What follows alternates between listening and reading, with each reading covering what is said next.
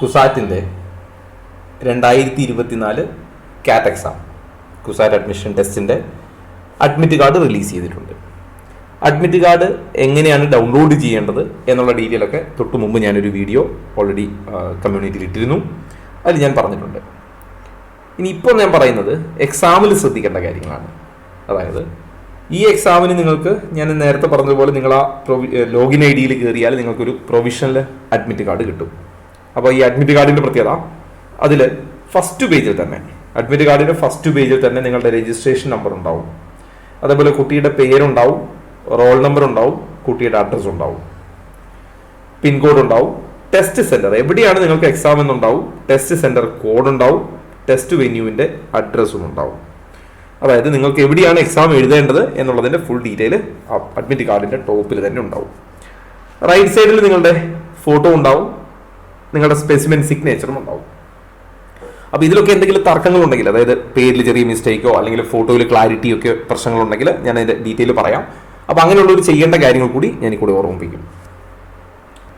ഇനി നിങ്ങൾ ഫോട്ടോഗ്രാഫിൻ്റെ താഴെ നോക്കിയാൽ നിങ്ങൾ ഏത് സബ്ജക്റ്റിനാണ് എക്സാം അല്ലെങ്കിൽ ഏത് സബ്ജക്റ്റാണ് ചൂസ് ചെയ്തിരിക്കുന്നതെന്ന് കാണിക്കും. അപ്പോൾ ഇതിൽ നോക്കിയാൽ 104 എന്നുള്ള കോഡാണ്. അതായത് biology for 5 year integrated MSc in biological science, ഇതാണ് ചൂസ് ചെയ്തിരിക്കുന്നത്. അപ്പോൾ ചില കുട്ടികൾ ഒന്നിലധികം എക്സാം ചൂസ് ചെയ്തിട്ടുണ്ടാവും, അവർക്ക് ഒന്നിലധികം അഡ്മിറ്റ് കാർഡും ഉണ്ടാവും. അപ്പോൾ ഇതേപോലെ ഇപ്പോൾ 2 എക്സാം അപ്ലൈ ചെയ്തിരിക്കുന്ന കുട്ടിക്ക് ഇതുപോലെ 2 അഡ്മിറ്റ് കാർഡ് ഉണ്ടാവും. ഇതിലുള്ള ടെസ്റ്റ് സബ്ജക്റ്റ് ആയിരിക്കില്ല അടുത്തതിൽ, അതേപോലെ വെന്യൂവും ആയിരിക്കില്ല ചിലപ്പോൾ അടുത്തതിൽ. അത് ഡിപ്പെൻഡ് ആണ്. ഒരു ദിവസമാണെങ്കിൽ ചിലപ്പോൾ ഒരു വെന്യൂവിലായിരിക്കും, 2 ദിവസമായിട്ടാണെങ്കിൽ ചിലപ്പോൾ 2 സ്ഥലത്തായിരിക്കും. ഇതിൽ കൃത്യമായിട്ട് എക്സാമിന് ഡേറ്റ് മെൻഷൻ ചെയ്തിട്ടുണ്ടാവും. ഈ ടൈം ടേബിൾ ഓൾറെഡി ഞാൻ കമ്മ്യൂണിറ്റിയിൽ ഇട്ടതാണ്. പല ദിവസങ്ങളിലായിട്ടാണ് എക്സാം നടക്കുക. അതിൽ ഇപ്പോൾ ഈ അഡ്മിറ്റ് കാർഡ് പ്രകാരം 10-ാം തീയതി മെയ് 10-നാണ് എക്സാം. അപ്പോൾ ചിലർക്ക് അത് 12-ാം തീയതി ആയിരിക്കും. അങ്ങനെ പല ഡേറ്റുകളിലാണ്. അപ്പോൾ അതിൻ്റെ ഡീറ്റെയിൽ ആ ടൈം ടേബിൾ നോക്കിയാൽ കാണാം. ഇല്ലെങ്കിൽ ഈ അഡ്മിറ്റ് കാർഡിൽ ഉണ്ടാവും. ടൈമിൻ്റെ അല്ലെങ്കിൽ എക്സാമിൻ്റെ ടൈമിങ്ങും ഇവിടെ കൊടുത്തിട്ടുണ്ട്. ഇവിടെ നിങ്ങൾ കുട്ടിയുടെ സിഗ്നേച്ചർ ഉണ്ടാവണം. ഇവിടെ സിഗ്നേച്ചർ ഇൻവിജിലേറ്ററിന്റെ സിഗ്നേച്ചറും ഉണ്ടാവണം. ഇത് രണ്ടും നിങ്ങൾ ചെയ്യേണ്ടത്, അല്ലെങ്കിൽ ഈ 2 കാര്യങ്ങളും വരേണ്ടത് എക്സാം ഹോളിലാണ്. നിങ്ങൾ ചെയ്യരുത്. നിങ്ങളുടെ സിഗ്നേച്ചറും ഇൻവിജിലേറ്ററിന്റെ സിഗ്നേച്ചറും ഒക്കെ അറ്റ് സെന്ററിൽ ചെന്നിട്ട് മാത്രമാണ്, അതിനു മുമ്പ് അത് കംപ്ലീറ്റ് ചെയ്യരുത്. ബാക്കിയൊക്കെ അവിടെയുണ്ട്. നിങ്ങൾ ഇതിലൊന്നും ചെയ്യാനില്ല. എക്സാം സെന്ററിൽ ചെന്നിട്ടാണ് ബാക്കി ചെയ്യേണ്ടത്. ഇൻവിജിലേറ്ററിന്റെ പ്രസൻസിലാണ്. ഇനി കുറെ ഇൻസ്ട്രക്ഷൻസ് അതേ പേജിൽ തന്നെ കുറെ ഇൻസ്ട്രക്ഷൻസ് കൊടുത്തിട്ടുണ്ട്. അപ്പോൾ ഇൻസ്ട്രക്ഷൻസിൽ ആദ്യം തന്നെ പറഞ്ഞിട്ടുണ്ട്, candidate should report at the test venue 90 minutes prior to the commencement. അതായത് എപ്പോഴാണോ നിങ്ങൾക്ക് എക്സാം പറഞ്ഞിരിക്കുന്നതിന് അല്ലെങ്കിൽ അതിന് 1.5 മണിക്കൂർ മുമ്പ് നിങ്ങൾ ഇവിടെ റിപ്പോർട്ട് ചെയ്യാം. അതായത് ഇപ്പോൾ നിങ്ങളോട് 9:30ക്കാണ് എക്സാം പറഞ്ഞിരിക്കുന്നതെങ്കിൽ നിങ്ങളൊരു 8 മണിക്ക് എത്താനാണ് ആവശ്യപ്പെട്ടിരിക്കുന്നത്. ഇപ്പോൾ 8 മണിക്ക് എത്താൻ പറ്റിയില്ലെങ്കിൽ പോലും 9:30യുടെ എക്സാമിന് നിങ്ങളൊരു 9 മണിയോട് അടുത്തെങ്കിലും അവിടെ എത്തിയിരിക്കണം. ഒരുപാട് ഹരിബറിയിലേക്ക് പോകരുത്. അപ്പോൾ അവർ പറഞ്ഞിരിക്കുന്നത് നിങ്ങൾ 90 മിനിറ്റ് 1.5 മണിക്കൂർ മുമ്പ് നിങ്ങൾ അവിടെ എത്തിയിരിക്കണമെന്നാണ്. കൃത്യമായിട്ട് പറഞ്ഞിട്ടുണ്ട്, എക്സാം തുടങ്ങുന്നതിന് 15 മിനിറ്റ് ഗേറ്റ് ക്ലോസ് ചെയ്യും, പിന്നെ പെർമിറ്റ് ചെയ്യില്ല. അതായത് ഞാൻ നേരത്തെ പറഞ്ഞത് 9:30ക്കാണ് എക്സാം എങ്കിൽ 9:15 അവർ ഗേറ്റ് ക്ലോസ് ചെയ്യും. ഗേറ്റ് ക്ലോസ് ചെയ്ത് കഴിഞ്ഞാൽ പിന്നെ എക്സാമിന്, അപ്പോൾ എൻ്റെ എക്സാം 9:30ക്കാണല്ലോ, അപ്പോൾ 9:30ക്ക് ചെന്നാൽ മതിയല്ലോ എന്ന് വിചാരിക്കരുത്. 15 മിനിറ്റിന് മുമ്പ് എന്തായാലും നിർബന്ധമായിട്ട് അവിടെ എത്തിയിരിക്കണം, ഇല്ലെങ്കിൽ ഗേറ്റ് ക്ലോസ് ചെയ്യും, കുട്ടിയെ എക്സാം എഴുതാൻ സമ്മതിക്കില്ല. അതേപോലെ രണ്ടാമത്തെ കാര്യമാണ്, candidate must bring valid ID proof in original ID proof ഉണ്ടാവണം വിത്ത് ഫോട്ടോഗ്രാഫ്. ഈ അഡ്മിറ്റ് കാർഡ് മാത്രമല്ല, അഡ്മിറ്റ് കാർഡിന്റെ കൂടെ നിങ്ങളൊരു വാലിഡ് ID പ്രൂഫ് കൊണ്ടുപോകണം. അത് ഫോട്ടോസ്റ്റാറ്റ് അല്ല, ഒറിജിനൽ ആയിരിക്കണം. അതെന്തൊക്കെ ആവാം? വാലിഡ് ID കാർഡ് ആവാം, ഡ്രൈവിംഗ് ലൈസൻസ് ആവാം, പിന്നെയുള്ളത് സ്കൂളിന്റെയോ കോളേജിന്റെയോ ഐഡന്റിറ്റി കാർഡ് ആവാം, വാലിഡ് പാസ്പോർട്ട് ആവാം, ആധാർ കാർഡ് ആവാം, ആധാർ ആവാം, അത് ആധാറിന്റെ colour print out, pan card ആവാം, ഡിജി ലോക്കർ ഡോക്യുമെന്റ് ആവാം. ഇങ്ങനെ ഏതെങ്കിലും ഒന്ന് ഉണ്ടാവണം. അപ്പൊ ഇതിലെ പ്രശ്നം പ്രത്യേകിച്ച് പറഞ്ഞിട്ടുണ്ട്, ഇതിന്റെ ഫോട്ടോസോ അല്ലെങ്കിൽ സ്കാൻഡ് കോപ്പീസോ ഒന്നും പറ്റില്ല. മൊബൈൽ ഫോണിൽ ഫോട്ടോ എടുത്തുകൊണ്ട് പോകുന്നത് ഒന്നും പെർമിറ്റ് ചെയ്യില്ല. ഇത് ഒറിജിനലി ഈ ഡോക്യുമെന്റ് ഒറിജിനലി കൊണ്ടുപോകണം. അപ്പൊ ചില കുട്ടികൾക്ക് ഇതിൽ ഒരു ഡോക്യുമെന്റും ഇല്ല എങ്കിൽ അവർ ചെയ്യേണ്ടത് എന്താണെന്ന് ഞാൻ ഇതിന്റെ എൻഡിലേക്ക് പറയാം. അപ്പൊ ഇതാണ് അവർ ഇതിലേതെങ്കിലും ഒരു ഡോക്യുമെന്റ്, ID കാർഡ് പ്ലസ് ഇതിലേതെങ്കിലും ഒരു ഡോക്യുമെന്റ് ഉണ്ടാവണം. റൈറ്റ്. ഇനി മൂന്നാമത്തെ കാര്യം, ഇതിലൊരു വേരിഫിക്കേഷൻ സീൽ ഉണ്ടാവും. അതായത് നിങ്ങൾ ടെസ്റ്റ് സെന്ററിൽ റിപ്പോർട്ട് ചെയ്തതിന് ശേഷം നിങ്ങളുടെ അഡ്മിറ്റ് കാർഡ് വാങ്ങി ഒരു വേരിഫിക്കേഷൻ നടത്തിയതിന് ശേഷം ഒരു വേരിഫിക്കേഷൻ സീൽ ഉണ്ടാവും നിങ്ങളുടെ അഡ്മിറ്റ് കാർഡിൽ. അത് നിങ്ങൾ എക്സാമിന്റെ അവസാനം വരെ ആ വേരിഫിക്കേഷൻ നടത്തി കിട്ടിയ അല്ലെങ്കിൽ വേരിഫിക്കേഷൻ സീലുള്ള അഡ്മിറ്റ് കാർഡ് സൂക്ഷിക്കണം. ഇനി നാലാമത്തേത് ശ്രദ്ധിക്കുക, അതിന്റെ മാർക്കിംഗ് സ്കീം പറയുന്നുണ്ട്. ഒരു കറക്റ്റ് ആൻസറിന് നിങ്ങൾക്ക് 3 മാർക്ക് കിട്ടും. ഇനി 1 മാർക്ക് തെറ്റിയാൽ നെഗറ്റീവും ഉണ്ടാവും. അപ്പം നെഗറ്റീവ് മാർക്ക് 1 മാർക്കാണ് ഒരു റോങ് ആൻസറിന്. 3 മാർക്ക് നിങ്ങൾക്ക് കറക്റ്റിന് കിട്ടും. നേരെ തിരിച്ച് നിങ്ങൾ അറ്റൻഡ് ചെയ്തില്ലെങ്കിൽ ഇത് നിങ്ങളെ ബാധിക്കുകയില്ല. റൈറ്റ്.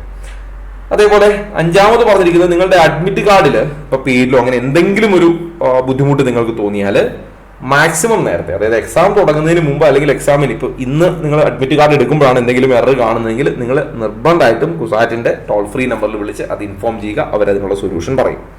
അതും പറഞ്ഞിട്ടുണ്ട്.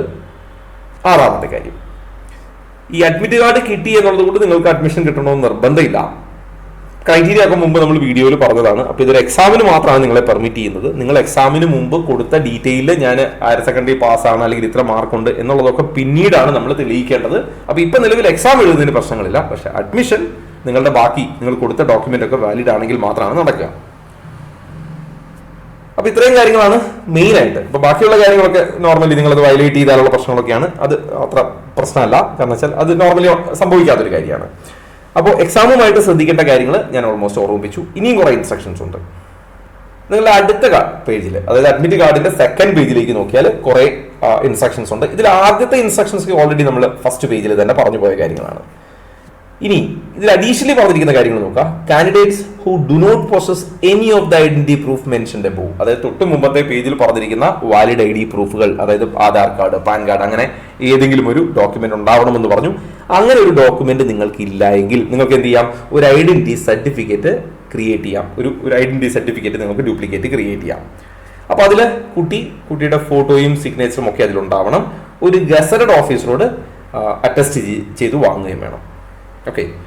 അപ്പോൾ ആ സർട്ടിഫിക്കറ്റ്, അതായത് ഈ ഡ്യൂപ്ലിക്കേറ്റ് സർട്ടിഫിക്കറ്റ് അല്ലെങ്കിൽ ഐഡന്റിറ്റി സർട്ടിഫിക്കറ്റ് എവിടെ കിട്ടുമെന്ന് ചോദിച്ചാൽ കുസാറ്റിന്റെ സൈറ്റിൽ റിസോഴ്സസ് എന്ന് പറയുന്ന, അതായത് ഈ സൈറ്റിൽ admission.kusat.ac.in റിസോഴ്സ് എന്ന് പറയുന്ന ലിങ്കിൽ നിങ്ങൾക്ക് ഈ ഐഡന്റിറ്റി സർട്ടിഫിക്കറ്റിന്റെ ഫോർമാറ്റ് കിട്ടും.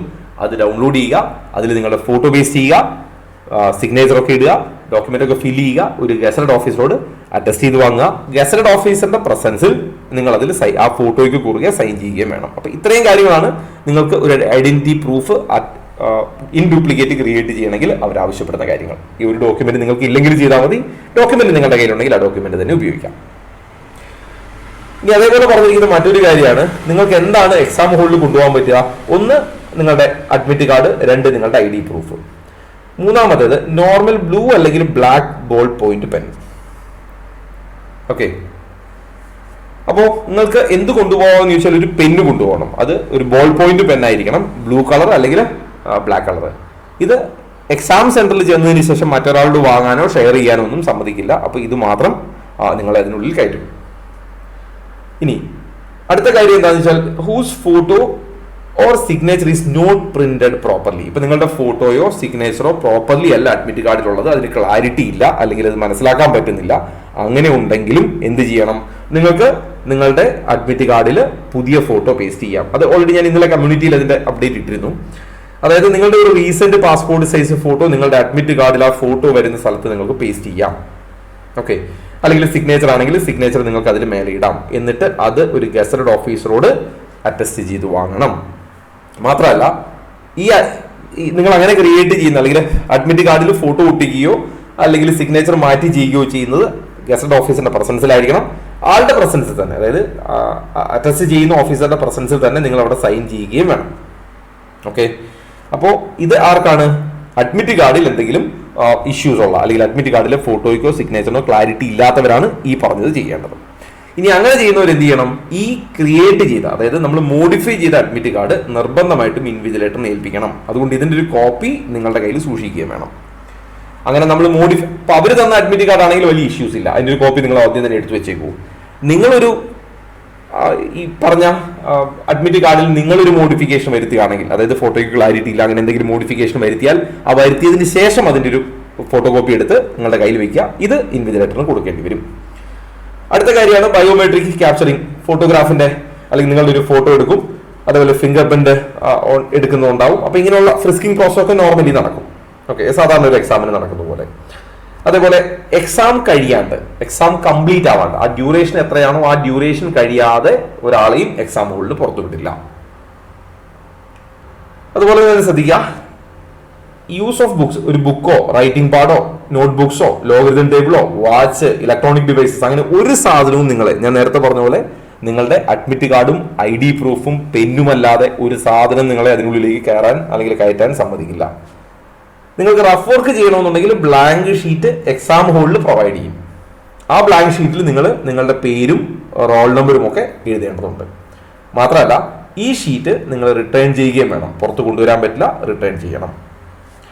അതുപോലെ ഫിസിക്കൽ ഡിസബിലിറ്റി, അതായത് സ്ക്രൈബ് വേണ്ട, അതായത് എഴുതാൻ ഒരാളെ കൂടെ വേണ്ടവര് ഇതേപോലെ തന്നെ നിങ്ങൾ ആ റിക്വസ്റ്റ് സബ്മിറ്റ് ചെയ്യേണ്ടതുണ്ട്. അപ്പോൾ അതിൻ്റെയും ഒരു ഫോർമാറ്റ് ഉണ്ട്. അപ്പോൾ നിങ്ങൾക്ക് അങ്ങനെ ഒരു സ്ക്രൈബ് വേണ്ട കേസസ് ആണെങ്കിൽ നിങ്ങൾ അതിനുള്ള റിക്വസ്റ്റും അതിന് മുമ്പ് തന്നെ കൊടുത്തിരിക്കണം. എങ്കിൽ മാത്രമാണ് സ്ക്രൈബിനെ നിങ്ങൾക്ക് അലോ ചെയ്ത് കിട്ടുക. ഓക്കെ, ബാക്കിയുള്ള കാര്യങ്ങളെല്ലാം തന്നെ സാധാരണ ഒരു എക്സാമിൻ്റെതാണ്. മാൽ പ്രാക്ടീസ് ഉണ്ടാവാൻ പാടില്ല, അല്ലെങ്കിൽ ഇതിന് ശേഷമുള്ള അഡ്മിഷൻ പ്രൊസീജിയർ എന്താണെന്നുള്ളത് നിങ്ങളെ പേഴ്സണലി അറിയിക്കില്ല, സൈറ്റിൽ മാത്രമായിരിക്കും. ഇങ്ങനെയുള്ള ഒരു ജനറൽ ഇൻസ്ട്രക്ഷൻസ് മാത്രമേ ഉള്ളൂ. അപ്പോൾ എക്സാമുമായിട്ട് ബന്ധപ്പെട്ട് ശ്രദ്ധിക്കേണ്ട കാര്യങ്ങൾ എന്തൊക്കെയാണ് എന്നുള്ളത് ഞാൻ ഓൾമോസ്റ്റ് പറഞ്ഞു കഴിഞ്ഞു.